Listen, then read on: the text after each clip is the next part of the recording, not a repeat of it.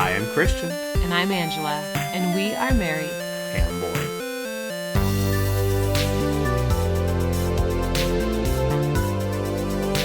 Hi, everyone. Hey. It's fall. Yeah. It's been fall in other parts of the country. But for us, it's just started in Arizona. Yeah, it finally turned a corner, and by turning a corner, it's below 80 degrees. That's remarkable. We've had a crazy record here in Arizona of like 100 plus days straight of over 100 degrees. That's terrible. It is really terrible, and I often wonder why we live here. Well, we didn't come to just talk about the weather, friends. No, but yeah, so it's been nice. We've been outside a lot more. Yes. Kids have been playing outside. We've gone hiking. Mm-hmm. We've done a lot of fun things in the past couple weeks, huh? And we've been inside gaming as well. That's true. We have. I'm too protective of the game pieces and the game board to bring games outside. How do you feel about this? No, I'm with you. Like, I see pictures of people posting on Instagram of them bringing like a full-on board game camping, and I'm just like, why? Why would you ever do that? Yeah, because if you drop it, it's not just in your backyard. It's now however many hours away. I lost one miniature from Mansions of Madness in the woods near Flagstaff, Arizona. Ah! Yeah, I'm more of a cards guy when we go camping, which is like never. So true, never. Yeah, I don't know. Do you guys bring games outside? Like, we don't even play in our backyard. And if you do, we're judging you. No, we just want to know. Maybe certain types of games I would. Well, to be fair, let's back up. This summer, we were on vacation to Minnesota, and we did play some card games outside, like The Crew, and I think we played the Railroad Ink outside on a patio. Mm-hmm. So we're making baby steps. Baby steps. Yeah, well, again, thanks for joining us on this episode of the Married and Bored podcast. It's Christian. Angela. We're here to talk about board games, inside and outside. Always. But we always like to just do a little catch up. We just kind of did that with each other, but let's dig down into that a little bit more. Angela, what have you been up to since we last chatted? Okay. What have I been up to? Many a thing, Christian. Board gaming wise? Yes. I have been really into one of the... Was it a Prime Day find that you got? It's a new board game to us. Yeah, I think I ordered it on Prime Day, but I don't think it was like on any special deal. Oh, I see. Okay, well, you ordered Search for Planet X. Mm-hmm.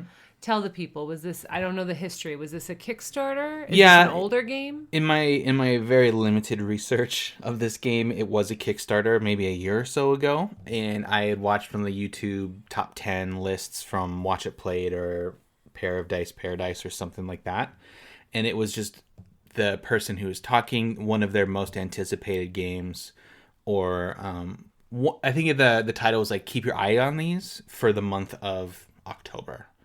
And I just kind of looked into it, and I was like, oh, that's like nothing that we have. And so I snagged it. Yeah. Well, we have played it together, mm-hmm. which we may talk about on a future podcast, but I will just say I've been playing this one a lot solo. Yes, you do enjoy the solo games. It is basically just one big logic puzzle. And I told Christian we would definitely have had at least one day of doing this game, provided that I could get copies for my whole classroom when I taught high school math. This would be an excellent logic puzzle and deduction. Do you think the kids would enjoy that? Oh, yeah.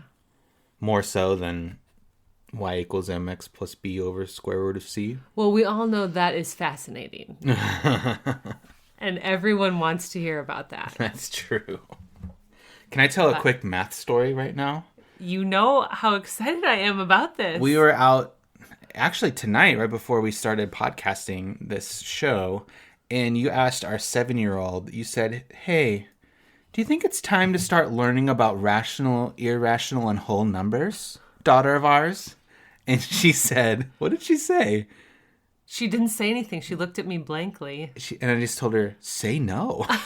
You're 7. Okay. But you did get very excited about that. I did. And in my defense, She brought it up. I didn't just come out of nowhere. Tell the full story, not half-truths, Christian. Well, that half-truths make the best jokes. She asked the question. No, she just told a statement. She said, nothing's lower than 0. Nothing's less than 0. That's what she said. Right. And I said... Well, for a 7-year-old is the truth. I said, that's actually not true. Yeah. And then she said, how many numbers are less than 0? And I said, there's an infinite amount of numbers less than 0. And then she like shrugged her shoulders and ate more ice cream. So, welcome to the future mathematician in our family. Yeah, the life of a former math teacher. Yeah, that could be another podcast, actually. I would have very few listeners. You never know. You could go to like Target or some stores and just be like, you know, those things where kids stand up, they're like, I'll never have to use this. And then you could say, this is where you have to use this. That's exactly right. People you'd get tens of downloads. Tens. But back to the game, I think it's really cool. It's fun. It's probably one that we would talk about in a future episode in a little bit more detail. I am okay at the game. I'm not great. You're fine. It's a race to find a hidden planet, and usually we find it within 1 or 2 turns of each other, right? Of each other, Yeah.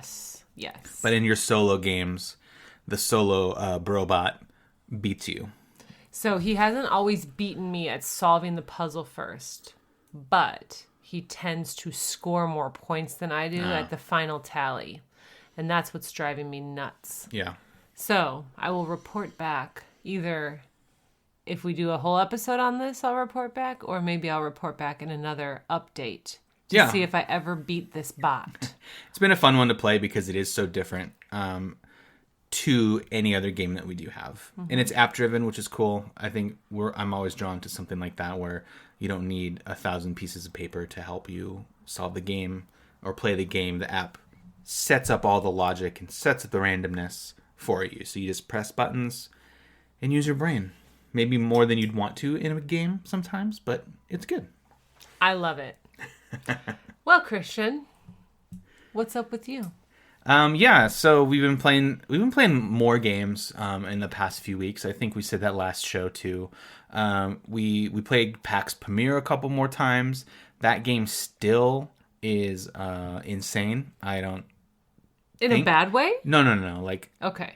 Yeah, both in a good and bad way. Oh, okay. It's really neat to look at, and I feel like it's so rich and deep in terms of like strategy. But I don't even know. I'm not even scratching the surface. I'm like just looking at the surface of this game. Probably both of us. Yeah. We're going to need like a whole year of playing this game if we ever hope to ever do a review of it. Yeah, or even just be good at it. Yeah. Because we don't know what we're doing. And we've played it enough times that we should know what we're doing. But every time there's just something new where it's like, wait, what? Why would I do this? My problem in that game is if you've played it is running out of money. I can't keep money to save my life. Isn't that the truth? No, just kidding. He's frugal in real life. Mm-hmm. But in PAX Premiere, no. No, I just can't figure out how to get money. And so we've been doing that a lot. And in big box news, literally, I think, now remind me if I'm wrong, but did I mention that I bought a copy of Gloomhaven from a coworker? I don't know. I don't remember if we did or not. So if we did already, I apologize. But one of my coworkers was selling his copy, and I said, I'll buy it. So he gave me a smoking deal on it. And thank you, Rob. Yep. And so I played it. We invited him over. And I don't know if it's mean to be like, hey, I bought this game from you. Do you want to come over and play it? That's not mean. No, that's like, I bought this house from you. Would you like to live in it? Would you like to see how it's done? No. No, so People it was. do it all the time. I had some friends over and we played it actually last night, and we had a good time. We were learning the rules as we go, so it took a little bit longer than we all had hoped. So It was fun. It's interesting. I'm trying to figure out if I like it or not.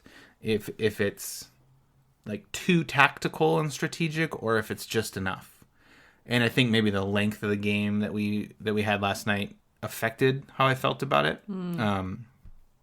So hopefully, as we play more and more, that will just become less and less. Mm-hmm. We'll know what to do and play the cards right, and have a little bit more fun in the pure sense of the word. Yeah. Now, I didn't play with the group, but I was in the next room over, actually, ironically, playing my own game. By yourself. By myself. Listen, people, tough times.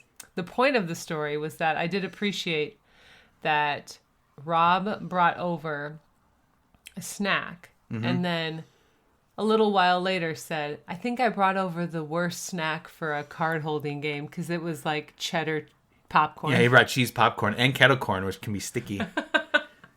So I laughed in the next room. Yeah, I felt that a little bit too, and I was like, well, you can always just get a moist towelette and keep it next to you. A moist towelette. And just dab your fingers in between each turn. But yeah, so Gloomhaven, that is a game I literally have just scratched the surface of. We did the first campaign. We got to put stickers on the board, and there's a potential of, 97 more campaign or missions to do. It's wild. So if you've played that, you know what I'm talking about. Give me send your tips and tricks. Tips and tricks. Yeah, to hello@marriedandbored.com. Yep. At Married and Bored on Instagram. Oh man, so yeah, we had a couple busy weeks of games and just living that fall life. Living the fall life. Here in Arizona. But because it is fall, that means it's Halloween and things are getting spooky. Ooh. So we decided to talk about a spooky themed game this week. We played and we'll talk about Horrified. Stay tuned if you do.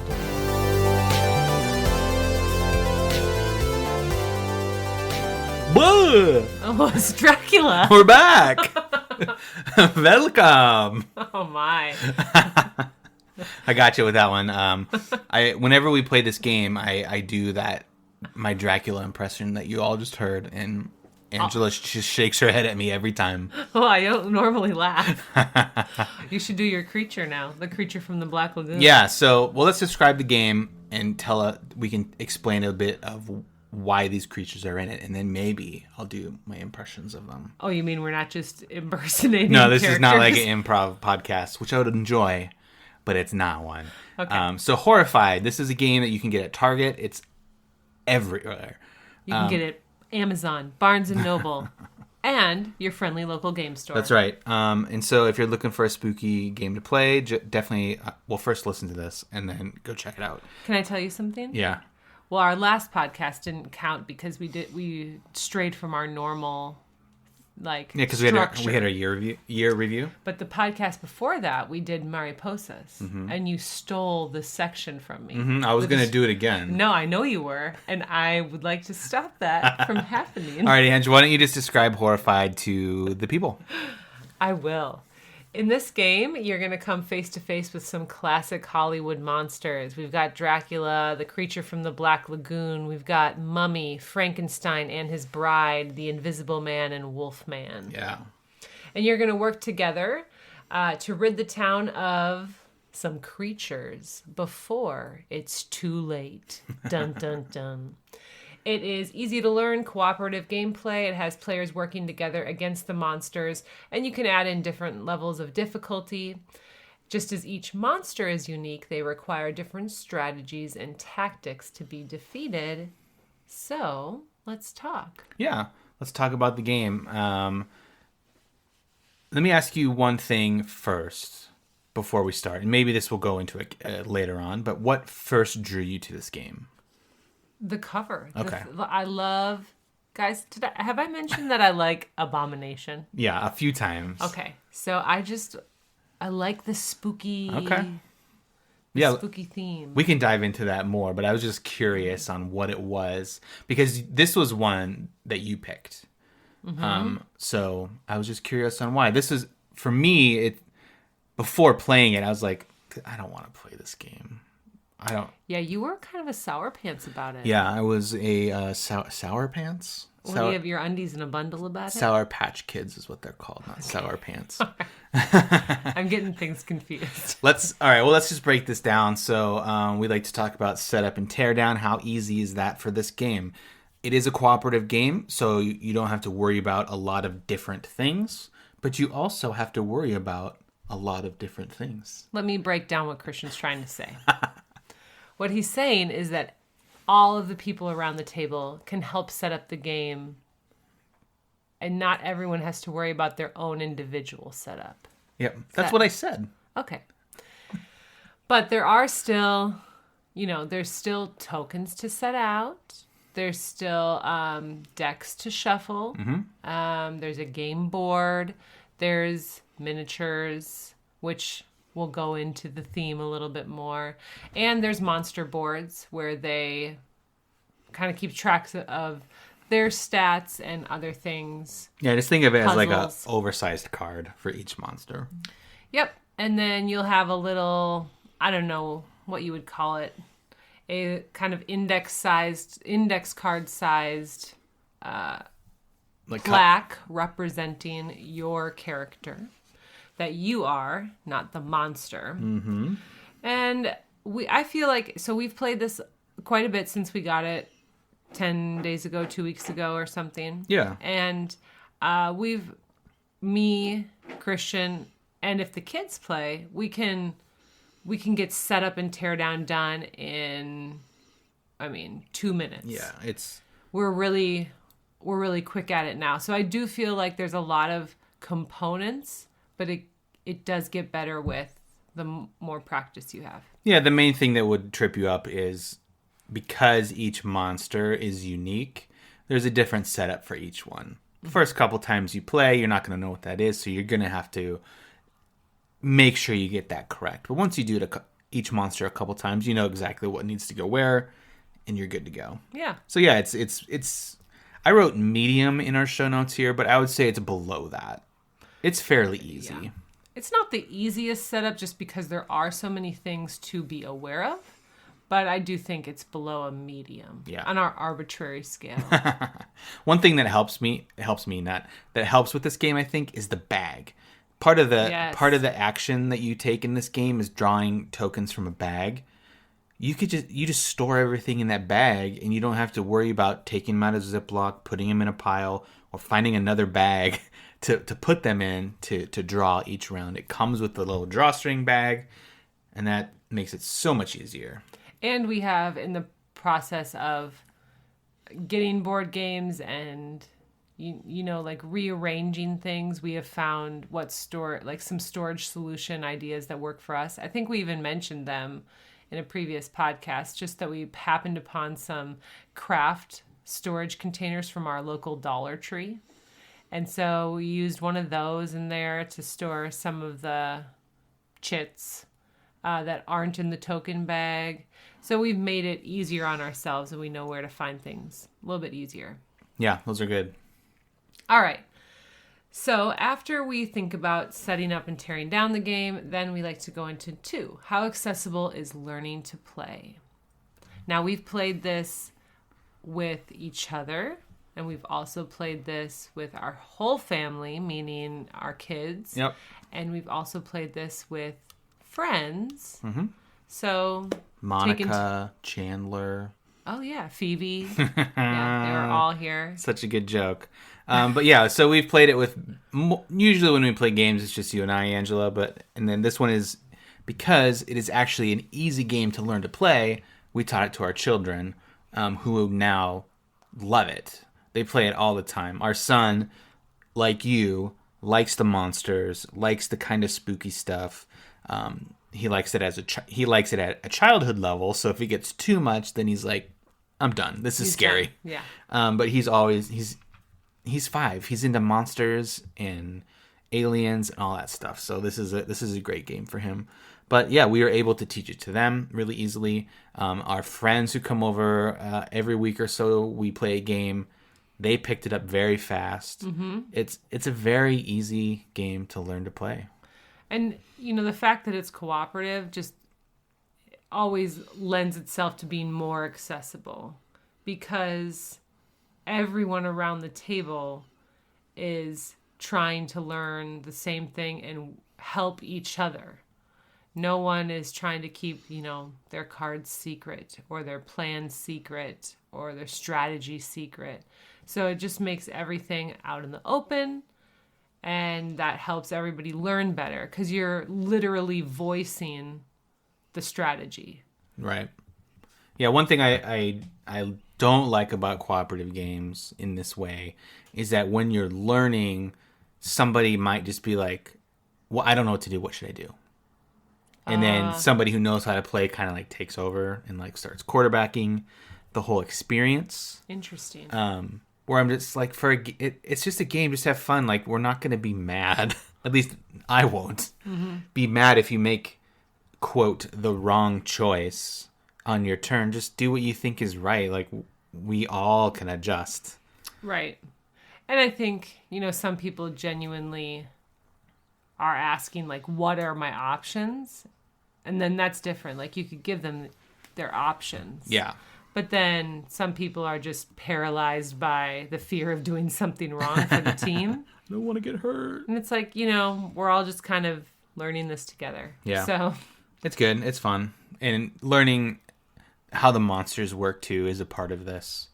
And how you have to attack and not attack each monster, but like whittle them down so that you can attack them. That's something that you have to learn for each individual monster too, so which there are 6. So other than the basic rules, there's the monster rules that are kind of layered on top of that.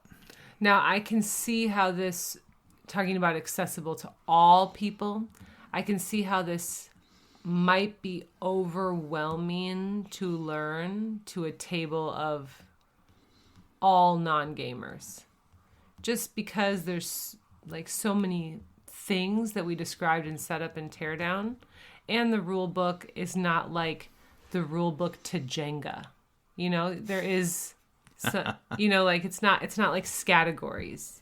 You're gonna have to have someone who's willing to learn a modern board game, or you're gonna have to have someone that has played a modern board game make it seem easier, because when you open it up, it does look, I can see how it would look daunting to someone who has never played a modern board game. For sure. Okay. One of my favorite things we talk about on this podcast. How immersive is the experience?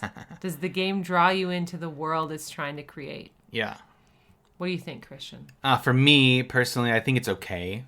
I like the monster vibes, and I like the classic monster vibes, like Angela touched at the beginning.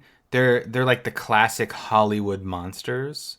So you have like classic Dracula, the creature from the Black Lagoon, and Wolfman, for example. Like those old school 1940s Hollywood movies are what these monsters are.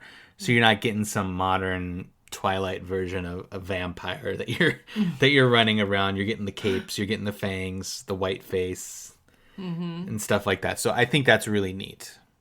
And the whole town is also in that era. Like, it looks old. The characters are classic Hollywood movie and town characters that you can be. Like, I'm a professor, I'm an adventurer, I'm a scientist. Right. And so they all have little actions that you do that are themed with that class that you can be. So I like that portion of it. Okay. Overall, as a story, or do I feel scared or spooked out by it? No. It's not very scary, but I like how the monsters act. I think they act like those monsters would in this game, if that makes sense. Like I compare it to like the Dracula in this game versus the Dracula in Fury of Dracula. I like the Fury of Dracula version better. He's a little bit more menacing and scary. And in that game, you don't know where he is. And in this one, he's just walking around the town with his arms wide and his cape being like, I'm going to get you. Yeah. It is a little bit more light, not as intense. Yeah, that's a good word. I will say that it's probably medium or high medium for me as well. There are things that I think could make it more intense, but then it would lose some of the Accessibility. accessibility. I think the mechanics being a little bit not terribly simple, but a little bit on the simpler side, and the art being what it is. And I think it's going to stay at that level, and it's not going to like scare the pants off you. Do you What? quick question. Yeah. Do you think you could get scared by a board game? Yes. You could? Yes. Okay. I think Mansion's kind of well, I don't know what you mean by scared, like jumpy. I guess I don't know. Like, I guess if you watch a scary movie or a show, like you think about it as really like you're falling asleep or something. Oh. And then like it's like, oh, I played Horrified and the creature got me and now I can't sleep. Well, yeah, I mean it did that for our daughter. Well, yeah, but okay, so when we first played Mansions, like, I mean, how many years ago was that now? 5. Yeah. I remember just being a little bit like I had never experienced, well, first of all, pretty much never experienced a modern board game. True. Besides maybe like 2 or 3. Yeah.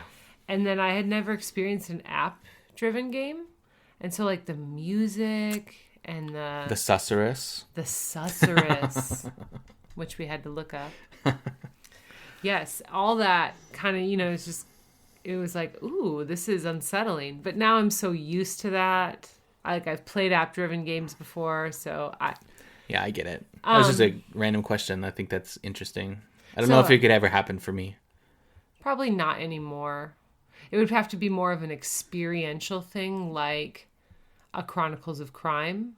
That was just super creepy for some reason. Yeah, where you're in the VR world and sure, it's super creepy. Or a gross like detective case scenario. Yeah. Okay.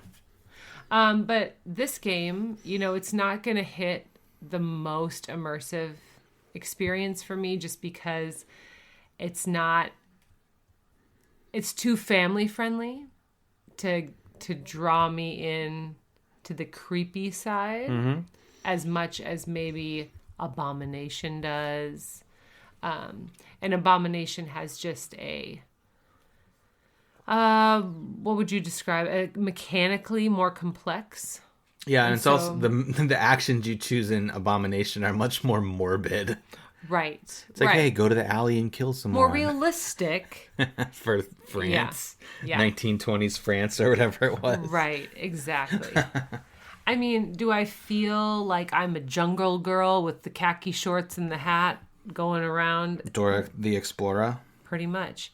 No, but it is fun to see what the monster sheets say and what the objective is to defeat that monster, because it's not always to kill them. Like with Frankenstein and his bride, the objective is to make them more human through a process of discarding certain colored items in their space. And then once they are more humane, you want them to meet and fall in love, and therefore they're not terrorizing the town anymore. So I think that was really a good theme thing. It draws you into, it's not just like, hey, hit all 6 of these things for 9+ points and then you've defeated them. Right. Each one has a unique ramp up. Yes. To unlock the ability to get them off the board. There's 2 steps. What's your favorite monster from this game? I think from what I've played, my favorite is the Mummy. Yeah. I like his puzzle. His puzzle is like, well, if you've seen the movie The Mummy with Brendan Fraser, it's just something that would happen in that movie. You have to solve a number puzzle on the card, and once you solve it and get everything in the right place, then the mummy comes, or it doesn't come out, but then you can attack him. Yeah. So he's got like a shield, or if you can think of like you're digging in a tomb, and you just have to unlock the lock to get into the next room, which contains the mummy, and then you can kill him. So I like that one because that one is probably, I think that one for me is the hardest. Yeah. Of the puzzles to solve. Yeah. So I like that one. So I think it's definitely a medium, at least, in drawing you into the theme. Which one was your favorite? Oh, well, The Mummy I do like as well. I think probably Frankenstein and the Bride is my favorite. I do like The Creature from the Black Lagoon. I like that immersivity-wise, he can go through water spaces, which true. no one else can. No other monsters or humans can go through the water spaces. And I like that you have to use your boat to find his lair before you are allowed to attack him. Yeah, it's cool.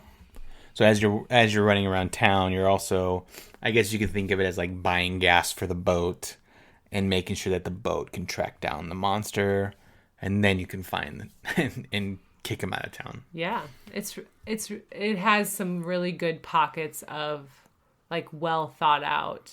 Yeah, and uniqueness. Yeah. And then let's jump into the next category, which is fun factor. Okay. One thing that makes this game fun for me is that you can stack different monsters. You're just not doing one at a time. Right. So if you want a super, super easy game, you can do one monster. Like if you're learning with kids, that's probably the way to go. Just do one monster, but you can have more than one monster up to, well, I guess if you're crazy, you could do all 6. Right. But that would be impossible. It'd be wild. It'd be interesting to see how long you could go before everyone's dead. But so a classic game is like 3 monsters, which is a lot. Mm-hmm. And I think that makes it more fun because you can mix and match, and every time you play it could be a different experience. Yeah. I like that as well. It is fun. I've played it most recently with the kids over and over and over, which I do appreciate, but it does zap a little of the fun out of a game when you're using it to teach things. Like we work on the fact that it's cooperative is really important to me. Like we work on, okay, let's think about the team. It's not just about your turn. It's about the whole team. Yeah. So just because you're safe from the monster, look at where Mommy's character is. Should we help Mommy? Yes, let's help Mommy. Always help Mommy. So that has, the teaching part of that, while important, has kind of also sucked the fun out of it a little bit for me. That's true. So I'm thinking back to like over a week ago when we had some friends over and we played this game the first time for all of us, actually. And I think that was really fun. We had a good laugh when we started the game. Totally my fault because I was the one with the directions in hand, as you know I would be. That's true. And I had never played before. No one had. So we only did it one round of this. It didn't go on for a while. But we thought that the monsters only took a turn after all the heroes had gone. Yeah, we figured everyone went once, including the monsters. Yeah. So we had all the humans go, and then the monsters went. And we're like, oh, cool. That was wow, simple. This is like really easy. And then we realized right after that, that the monster should be going between every single person's turn. So that made it a little more challenging. Yeah. So we started over, of course, and it definitely upped the difficulty and the fun factor. Yeah. It was way too easy for that first round. We were like, well, we've accomplished like 7 things. Yeah. And the creature is almost dead. So this game is lame. Or we're just really excellent. Yeah, that's probably what we're thinking. We're so good at this. And then we realized, no, we are not good at this because we did it wrong. So I do think it's fun. It's light enough that we were kind of laughing and talking about things lighthearted. And because we're working as a team, not only are we talking about the game together, but we're also talking about other things together. Sometimes when a game is either really intense strategically or just competitive, it doesn't engender like a lot of conversation because everyone's trying to think. Everyone's so in their own heads. Yeah. Yeah. Which is a different type of fun for me. But this one is more just like the classical, like, let's have a good couples game night and eat some snacks and drink some drinks and play a game. Yeah. Mm-hmm. Absolutely. Okay, so our fifth category may be the most important if you're the money person. Mm-hmm. Is it worth it? Is buying this game worth it? And I'm curious to hear what you think because you are the one most reluctant, Christian, to buy this game. Yeah, I would say for me, worth it. I don't know. I would say no. Okay. Mainly because I just don't. It's not one of my favorite games. I don't know how to explain that more. That's fine. Like I've enjoyed I've enjoyed playing it, but I don't want to play it anymore. I'm good. I'm horrified. I'm done. Was it worth buying for 5-6 times playing it? Maybe, I guess, but I'm not looking forward to the day where I'm like, yes, this is the game where I want to sit down and play again. Mm-hmm. It's kind of like it's very similar to Pandemic, even mechanically in what you're doing. You're playing as a team and you're jumping around from place to place, doing things. And that's one of those games where I'm just like, yeah, I'm not really dying to play it again. Mm-hmm. And I feel that way already with this one. Yeah, I can see that. I of course feel slightly differently, but I can see how you would think that.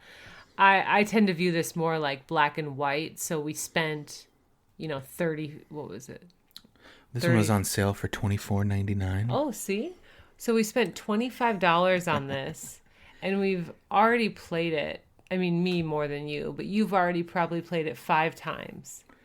So you've paid $5 per play. Yeah, that's too expensive. But then you're going to play it, for me, I think, you're going to play this like every year around October. Yeah.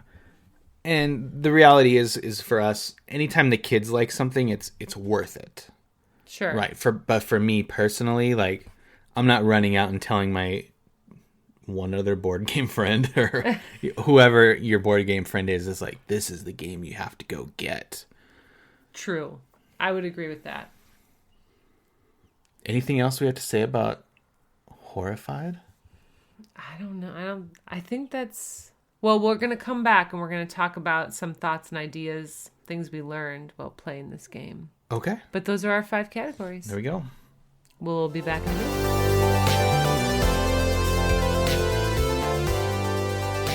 This episode is sponsored by Show It. Hey, Christian, why do we love Show It? Well, we love it because we are terrible at designing websites. That is true.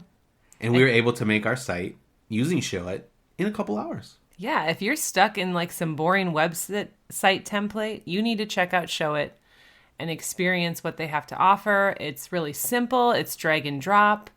And our website, if you've never been there, is beautiful, if I may say so myself. Yeah, we use Show It to make it, and you can get started for free. Showit.co.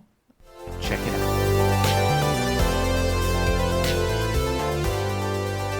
All right, thanks for sticking around, everybody. We are going to start wrapping up our show here by talking about just learning games and learning games with other people.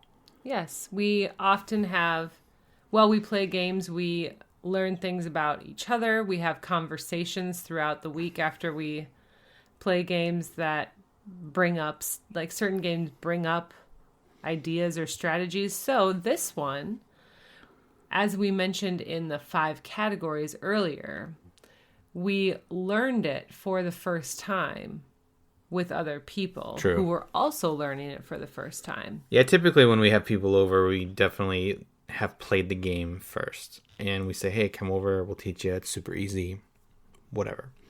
So both before we decided to do that and after we did have that game night, we discussed this idea of, do we like to learn new games with people around the table, like besides just us?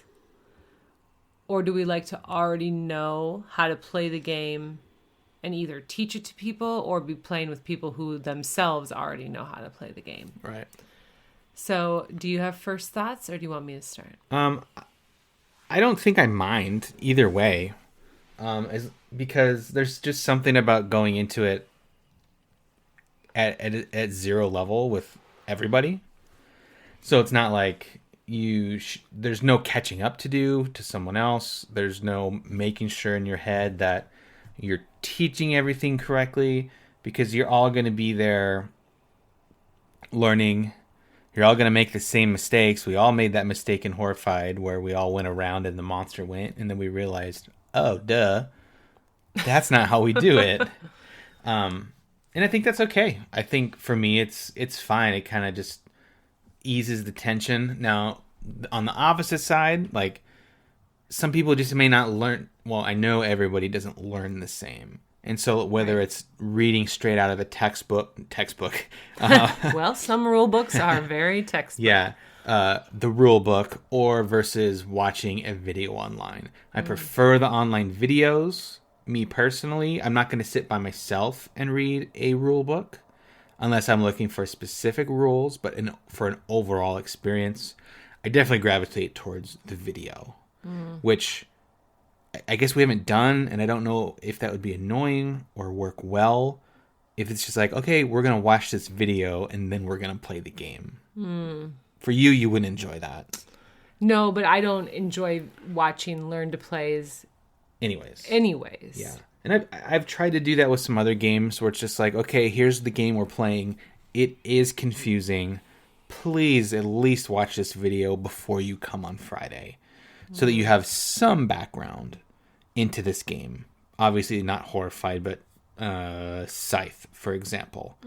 Like, this is a wild game. You need to know the basics. This video explains the basics. I'll teach the rest when you show up. I think that's a better way to handle those situations, but I don't mind if we're all starting from zero either. How about you? Well, I think overall I would much rather know how to play the game going into the evening, because I have such like a, what was the word I used?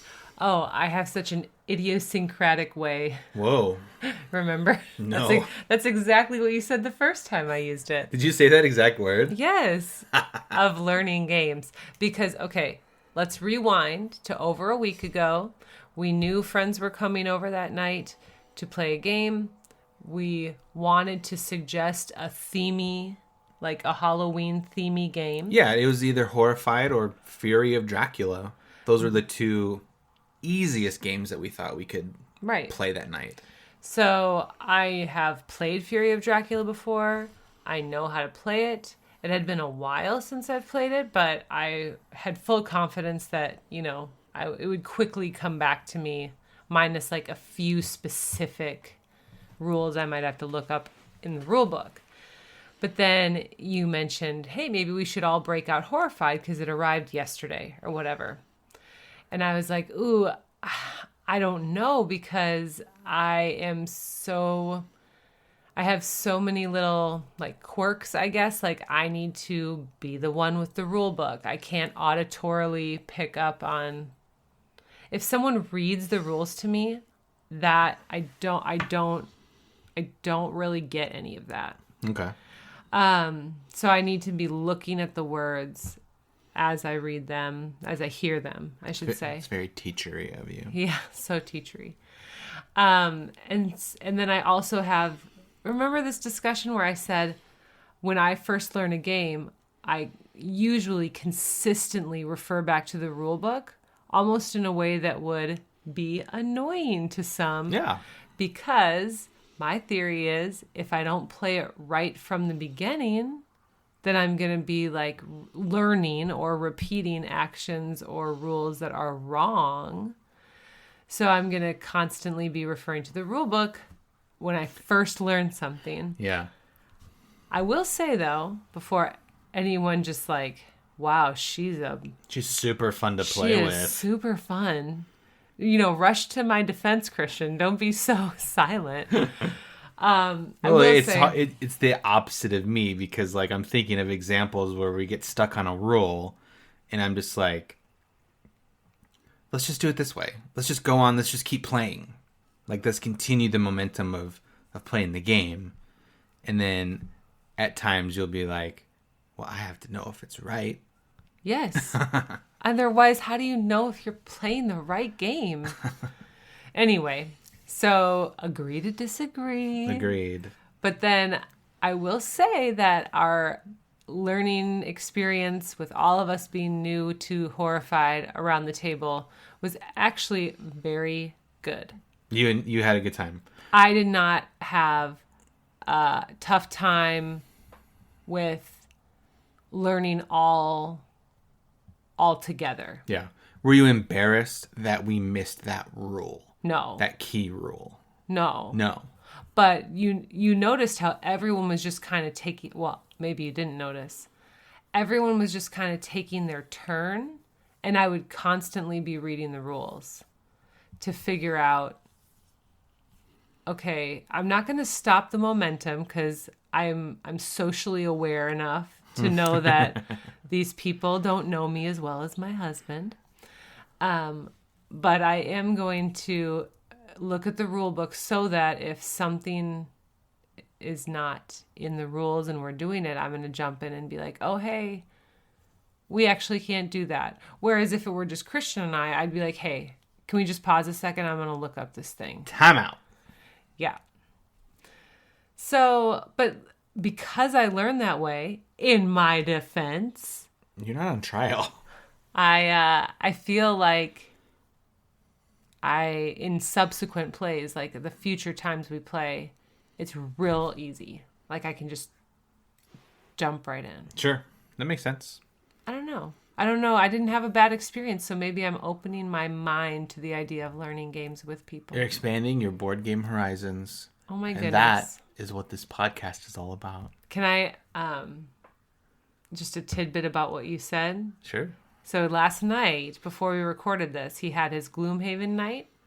I did not wish to be a part of Gloomhaven night because that game does not interest me. But I was in the other room, partially reading, partially playing another game at certain times of the night. So I think I was reading when this happened. I heard, I think it was you say, whatever.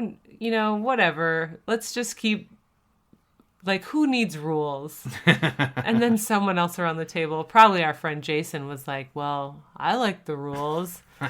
And in my head, I'm like, yes, somebody keep Christian on track. I'm just there to have fun. Games are supposed to be fun. And they are fun. This whole, the situation is in that game you kill monsters or they drop money.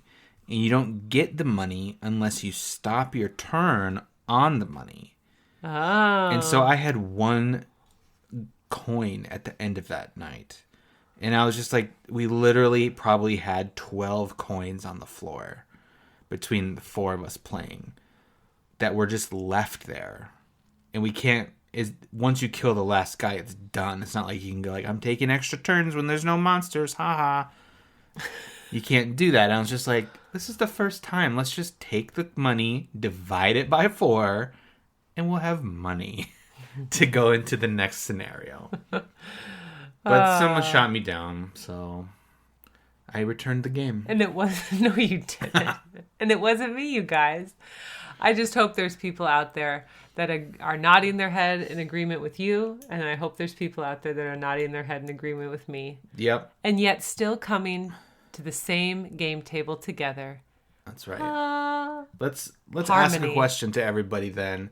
If you are more of an Angela game player, meaning that you got to get it right the first time, or let just us know. in general. Or you if you are just, it's more of guidelines. The rule books are more like guidelines. Let's just have a good time. Let's kill monsters. Oh, did you roll a 6 and you needed a 5?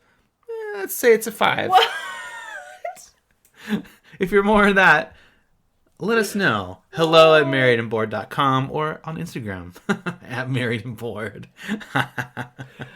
All right, we'll be right back to close this out. Well, I'm glad we didn't get in a fight after that last segment there, Angela. We always come back to laughter. Yeah, that's true. As we wrap up, let's just talk about what else is going on. We touched at it at the beginning. It's really nice here in Arizona. Outside of board games, What's on your mind? yeah. One thing that I've really been enjoying lately is coffee. Probably more than I probably should. But I just got a Chemex pour over. It's not a machine. It's just a big glass vase, which you could put flowers in. It'd look nice, but it's for coffee. And I've literally tried it once, and it's really good. I don't know how I feel about it yet, but I've just been experimenting with that.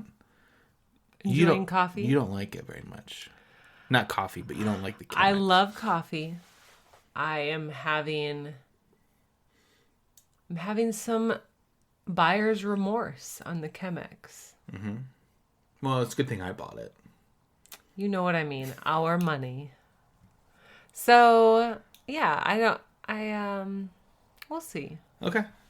Anyone out there just Jury's out. Think it takes like massive amounts of coffee grounds? That's true. I was surprised by that. I mean, I don't know. If you have a pour over or a Chemex, let us know what you think about Maybe that. there's a board game about pour over coffee. There's probably a board game. Well, I know there's a board game about coffee. No, there definitely is. Yeah. And I've just been enjoying podcasts. I don't listen to ours, but because that would be kind of weird. I do. But I'm checking for mistakes. I've been really into one called Hey Riddle Riddle, and it's a improv podcast where they do riddles and puzzles on the podcast, and then they just improv weird scenes based on what they talk about. It's a wild idea, and somehow it works, and it's good. I like it. Check it out. Boom. Yep. How about you? What's going on? Well, or anything that you want to plug? Yes, actually. Okay, guys, I'm going to plug voting. Oh. Everybody, if you are in the United States, as we are, go out and vote. There you go. You have, well, as of this recording, you have 6 days, but hopefully we get this podcast out in time that you still have 5 or 6 days. But yeah, vote. It's the only way that your voice is heard, and that's been on my mind recently. If you are not in the United States, being involved in your local community or your country is important as well, and all of those, elections and processes that happen. So, yes, that's been on my mind recently. Your podcast mention made me think of, we listened to a podcast together. We did. Which was a first for us. Yep. We've never done this.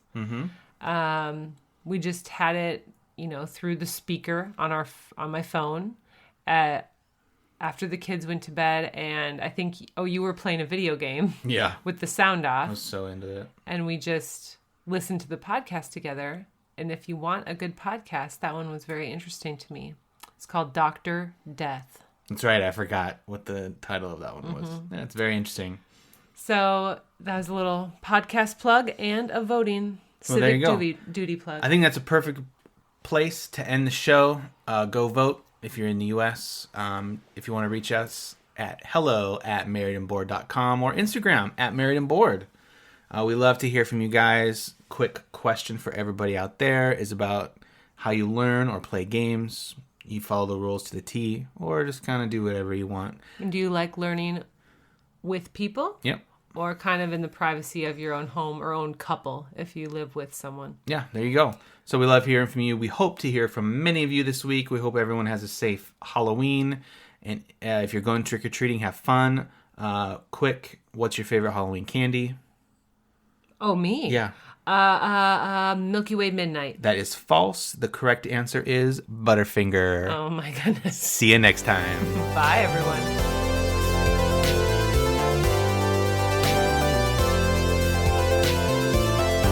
Thanks for listening to this episode of the Married and Bored podcast. And guess what? We have a website, where you can listen to podcast episodes and so much more.